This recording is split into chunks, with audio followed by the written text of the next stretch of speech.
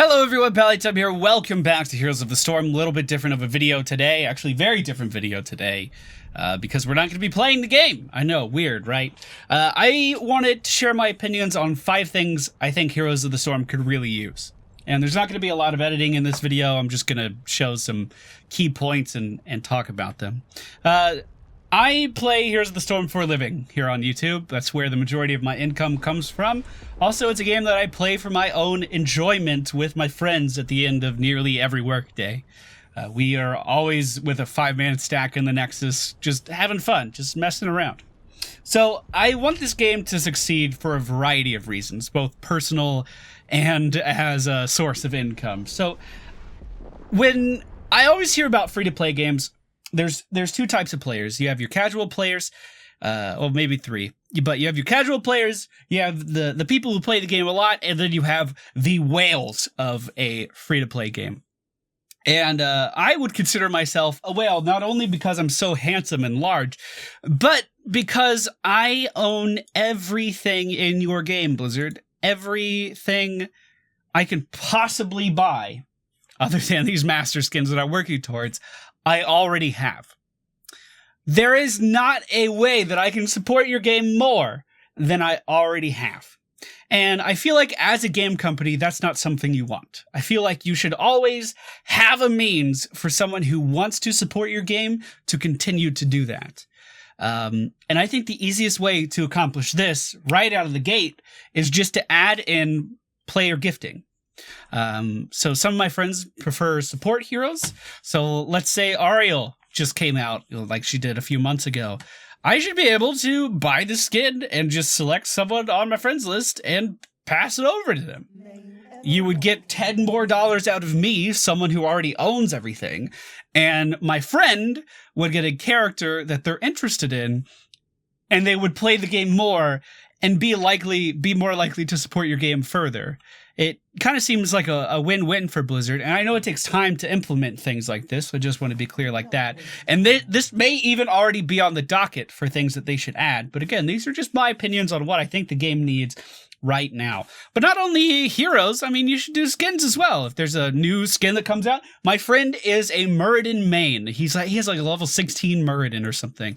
And what do you know? There's a new Muradin skin that I already bought, even though I don't play the damn character because I have some kind of problem in my head. There's $15 you could have right there. Just because I'd want to buy this for my friend so he could get more enjoyment out of the game by looking at this floating skin. It's definitely something to think about. A step further, the second thing I would like to have added is mounts that the community can buy for a cause. So this would either be a charity mount. World of Warcraft does Make-A-Wish vanity pets all the time. They do like Red Cross vanity pets all the time to help out with natural disasters.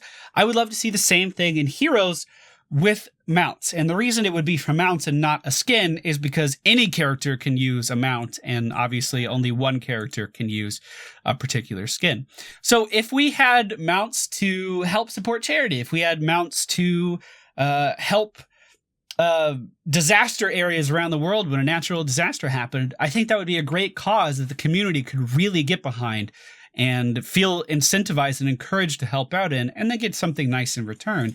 But you could also go the other way with this as well, and use mounts like this to fund future tournaments, like directly, and tell players that's what it's going to. I'm sure a portion of the proceeds of all of these cosmetic things goes to help the tournament pools.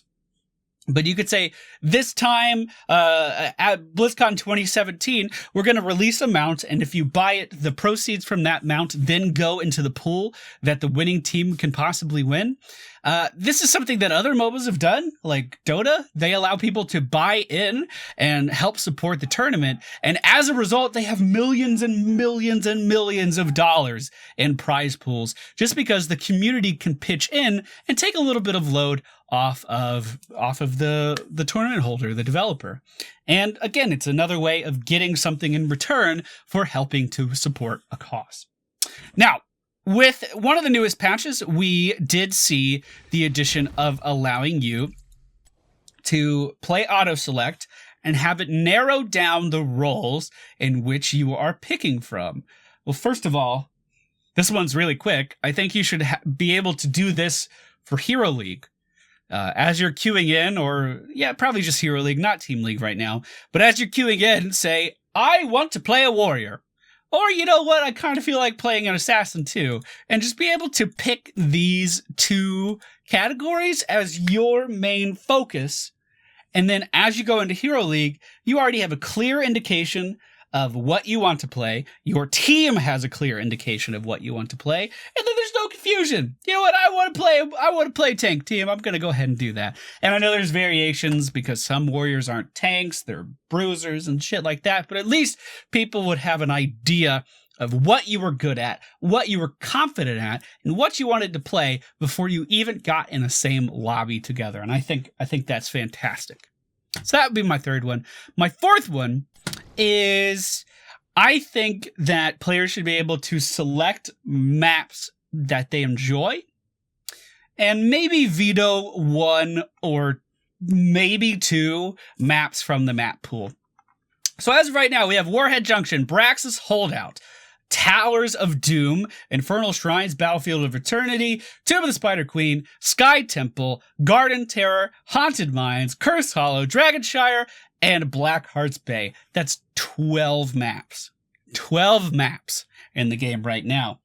I don't like all of these maps, and I love this game. If I could take one of these out of the rotation and never have to play it, I would probably do that.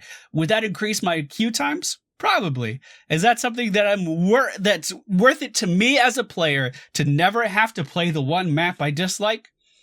It's probably worth it to me too.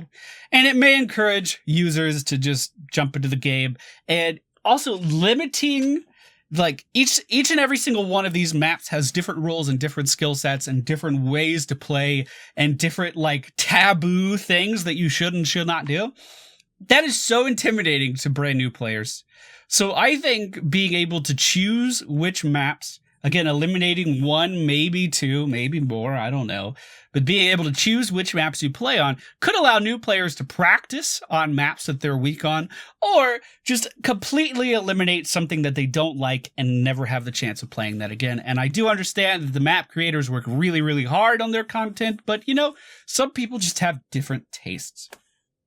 An issue that we're having in Team League right now for my fifth topic, an issue that we're having in Team League right now is the fact that if you play as a two-person party, you are going to be waiting a long time.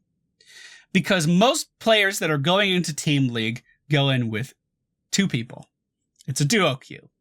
And of course, to fill out a Team League team, you're going to need three people to kind of go in and fill in those slots. Now, three-person teams have incredibly fast queue times, but most people just do not queue as a group of three.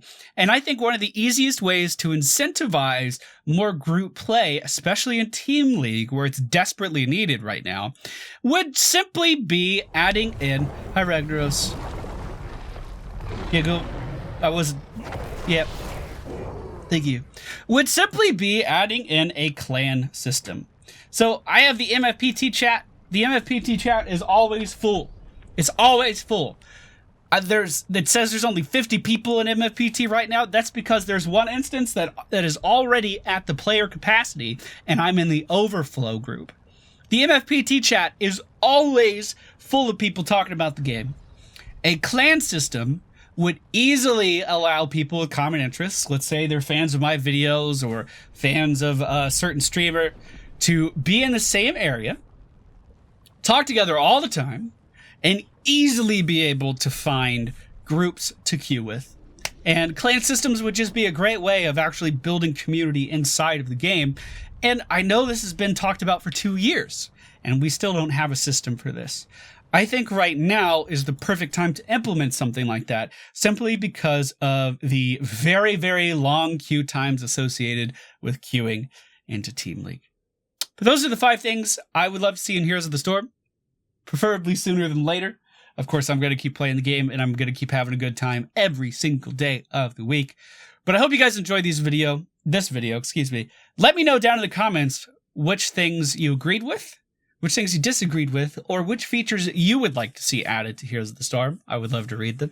Subscribe if you're new to the channel, and I will see you all with some Artanis gameplay tomorrow. Okay, bye.